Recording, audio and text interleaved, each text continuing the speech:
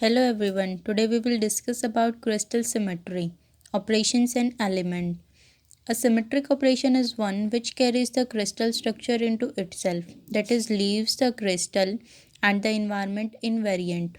Symmetric operation जब हम किसी भी क्रिस्टल स्ट्रक्चर के ऊपर लगाते हैं तो जो हमारे पास क्रिस्टल सिस्टम था, क्रिस्टल स्ट्रक्चर था, वो यू का यू रहे।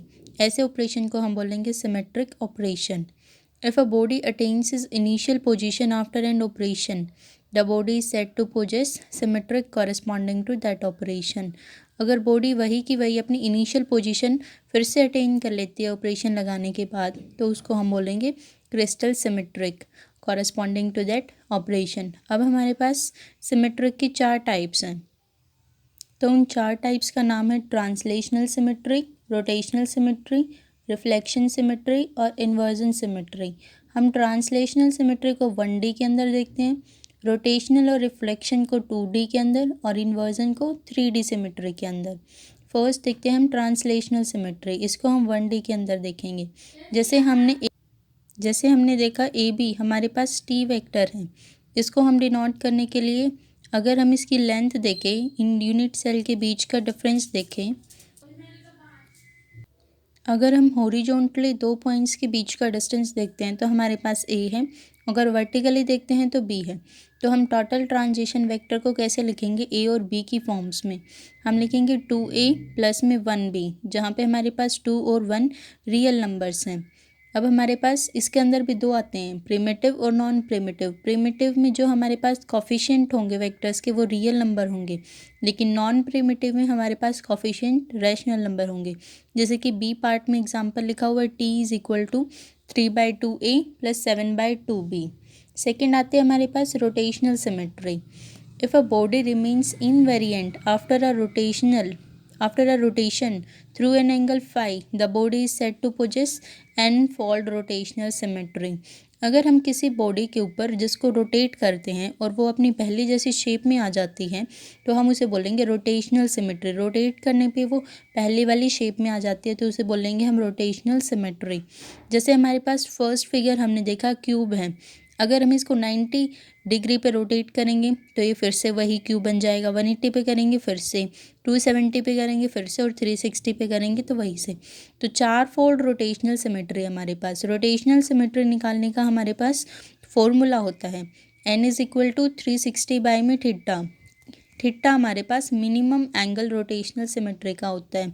सबसे छोटा मिनिमम एंगल, सबसे छोटा एंगल जो एक बार रोटेट करते ही हमारे पास वही पोजीशन फिर से अपनी इमेज को, फिर से अपनी स्ट्रक्चर को वैसे के वैसे मिलता है हमें उसका।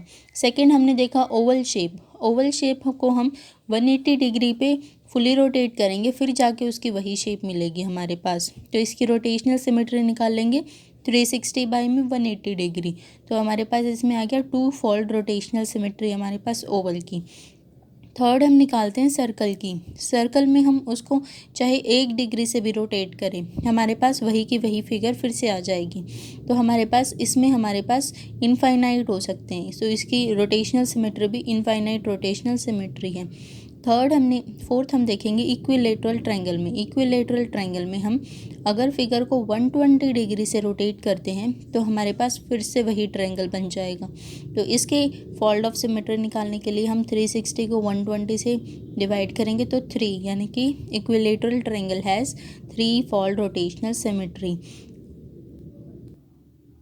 फिफ्थ हम देखते हैं हेक्सागन के अंदर। हेक्सागन के अंदर हमारे पास इंटीरियर एंगल 120 डिग्री का होता है, लेकिन बाहर वाला एंगल 60 डिग्री का, एक्सटीरियर एंगल जो हमारे पास बच गया। तो हम इसको अगर रोटेट करेंगे 60 डिग्री के एंगल पे तो हमारे पास बन जाएगा वही फिगर जो पहले थी। तो हमारे पास इसके अंदर फोल्ड ऑफ सिमेट्री निकालने के लिए हम 360 को डिवाइड कर देंगे 60 से, तो हमारे पास इसमें आ जाएगा 6 फोल्ड सिमेट्री। तो हमारे पास फोल्ड ऑफ रोटेशनल सिमेट्री जो पॉसिबल हैं वो हैं 1, 2, 3, 4 and then 6।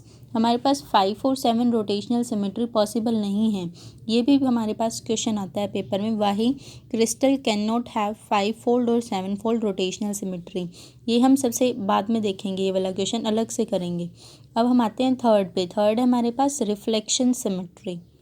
Reflection symmetry. A crystal is said to possess a reflection symmetry if there exists a line or plane which divides the crystal into two exactly identical halves which are mirror images of each other.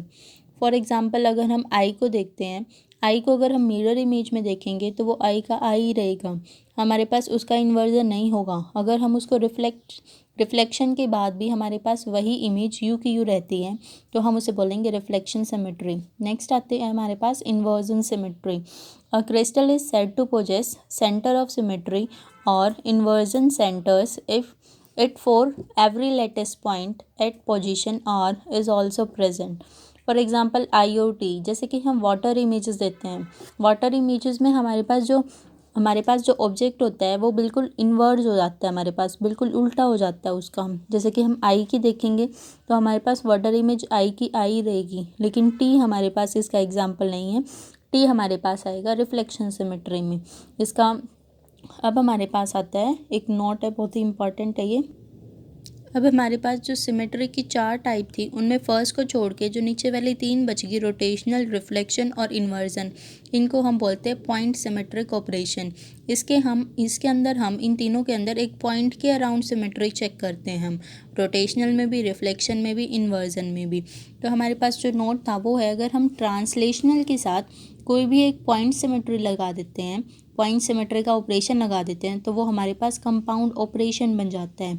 जैसे कि हमारे पास example है screw का। Screw के अंदर एक तो होती है हमारे पास ट्रांसलेशनल और दूसरी होती है हमारे पास रोटेशनल होती है हमारे पास पॉइंट सिमेट्री। एक आता है हमारे पास स्लाइड का। स्लाइड में हमारे पास एक तो रिफ्लेक्शन की होती है और दूसरा ट्रांसलेशनल होती है। तो ये एग्जाम्पल्स थे, हमारे पास कंपाउंड ऑपरेशन था और ये हमारे पास टॉपिक था सिमेट्री का। So thank you.